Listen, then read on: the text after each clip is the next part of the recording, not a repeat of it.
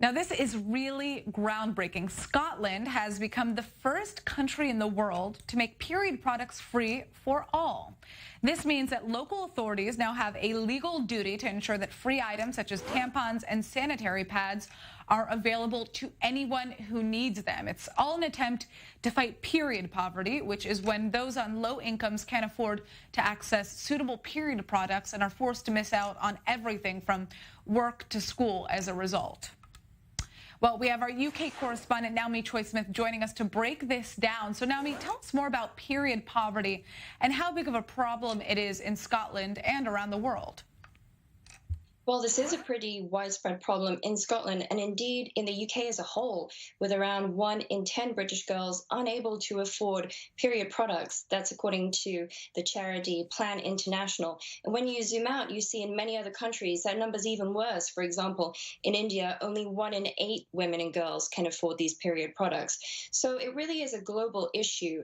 And there's all these efforts being made to kind of end that stigma, which keep many women and girls at home from school or work. As you said, for example, in Rwanda, some girls are missing up to 50 days of school per year, or in Ethiopia, you've got half of girls missing school, and it's actually a similar number here in the UK. So it really does affect women and girls all over the world, and especially those who are living in poverty or who are homeless. Right. Well, why do you think Scotland has become the first nation to make period products free? Where did this push come from? Scotland has kind of been leading the charge on this issue of period poverty for the last couple of years.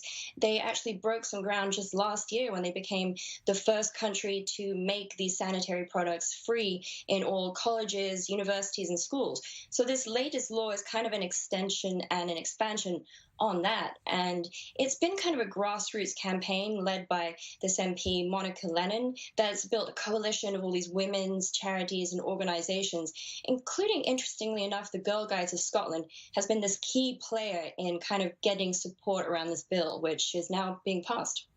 Well, practically, how is this going to look? I mean, can only Scottish women access these free products, or can anyone from across the UK? And how much will this actually cost to the government? Well, it's expected to cost up to $12 million a year, although some estimates put that a little higher, maybe as much as $20 million per year. So we'll have to wait and see exactly how much it will cost depending on how many women end up using the program. But what it means is that anyone in need can kind of walk into, in Scotland, any community centre, library, or youth club, for example, and access these period products free of charge, no questions asked. Well, quick answer here. Are there any other countries that have a similar policy or are close to passing one like this? No, this is a first for all nations, although there have been some on the state level, a couple of American states, for example, New York and Illinois, that did make period products free in all public schools, but definitely a first for globally around the world.